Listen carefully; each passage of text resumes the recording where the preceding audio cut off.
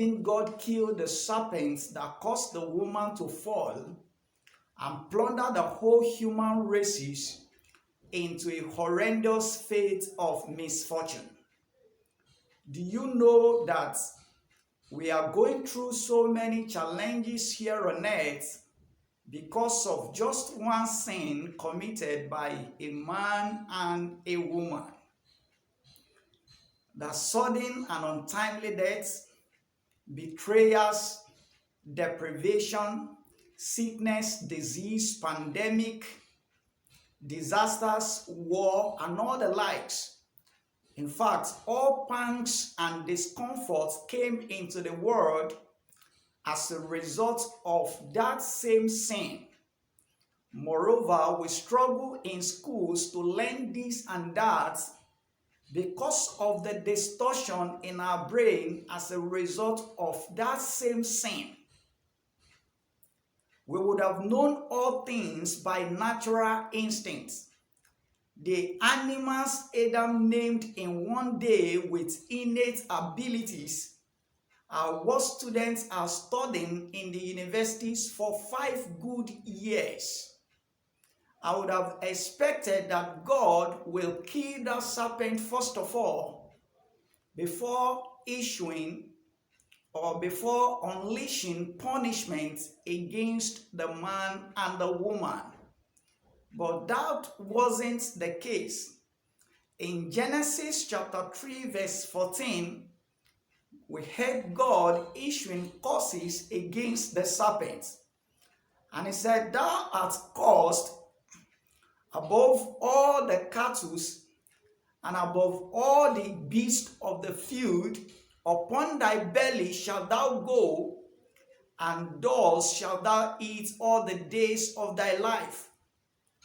Is this not a Lilliputian or a Picayune retribution for such an abysmal atrocity committed against all human races to come? But why didn't God kill the animal, the serpent? It is not because God doesn't kill. In the book of 1 Samuel chapter 2 verse 6, it said, "The Lord killeth and maketh alive. He bringeth down to the grave and bring up." So God can kill. I kept on ruminating and thinking through these lines until the essence of our being here on earth was unveiled to me in a clearer manner. Well, at the first consideration of this, I thought probably the serpent is needed in this world to spice things up for us. Because a world where there is no gimmick, no betrayal, no deception, it could be dull and uninteresting. But I reasoned again and realized that in that case, the coming world will be dull and uninteresting without the serpent.